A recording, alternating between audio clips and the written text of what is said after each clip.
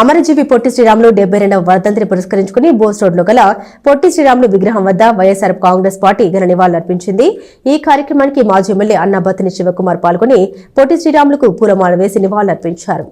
తెలుగు జాతి ఆత్మగౌరవాన్ని కాపాడటంలోనూ తెలుగువారికి ప్రత్యేక రాష్ట్రాన్ని ఉండాలంటూ పొట్టి శ్రీరాములు ఆమరణ నిరాహార దీక్ష చేసి తన ప్రాణాలను సైతం త్యాగం చేశారని వైఎస్ఆర్సీపీ నాయకులు తమ నివాళిలో పేర్కొన్నారు. అమరజీవి పొట్టి శ్రీరాములు 72వ వర్ధంతిని పురస్కరించుకుని బోస్ రోడ్లో గల పొట్టి శ్రీరాములు విగ్రహం వద్ద నివాళులు అర్పిస్తూ ఆయన అందించిన త్యాగ ఫలాన్ని స్మరించుకున్నారు. కార్యక్రమానికి ముఖ్య అతిథిగా పాల్గొన్న మాజీ శాసనసభ్యులు అన్నాబత్తిని శివకుమార్ అమరజీవికి పూలమాలలు వేసి ఘన నివాళి అర్పించారు.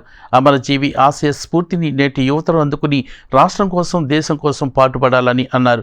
ఈ కార్యక్రమంలో దేశు శ్రీనివాసరావు, అచ్యుత సాంబశివరావు, పొన్నూరు శ్యామలరావు, చుండూరు సాయి గుప్తా, పొత్తూరు రాఘవ, జూటూరి శ్రీనివాసరావు, ఆలమూరి ఫణి, కృష్ణ తదితరులు పాల్గొన్నారు. పొట్టి శ్రీరాములు గారి 72వ వర్ధంతి సందర్భంగా తెనాలి వైఎస్ఆర్ కాంగ్రెస్ పార్టీ అన్నాబత్తిని శివకుమార్ గారి సారథ్యంలో పొట్టి శ్రీరాములు గారి విగ్రహానికి పూలమాలలు వేసి నివాళులు అర్పించడం జరిగింది.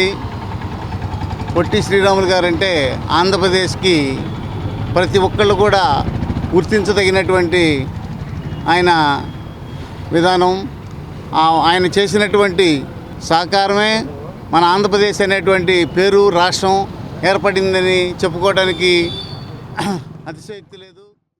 ఈరోజు తెనాలి పట్టణంలో వైఎస్ఆర్ కాంగ్రెస్ పార్టీ తరఫున మన అమరజీవి పొట్టి శ్రీరాములు గారు 72వ వర్ధంతి సందర్భంగా ఘనమైన నివాళులు అర్పించడం జరిగింది.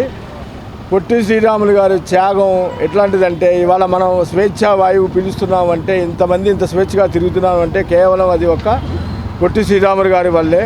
ఆయన మరణాన్ని కొంతమంది గుర్తించకుండా డేట్లు మార్చే విధంగా ప్రవర్తిస్తున్నారు. మళ్ళీ ఒకసారి చెప్తున్నాము, పొట్టి శ్రీరాములు గారు త్యాగం వల్ల మన ఆంధ్ర రాష్ట్రం ఏర్పడి ప్రతి ఒక్కరూ స్వేచ్ఛంగా ఎవరి బ్రతుకాలు బతుకుతున్నారంటే కేవలం అది పొట్టి శ్రీరాములు గారి వల్ల.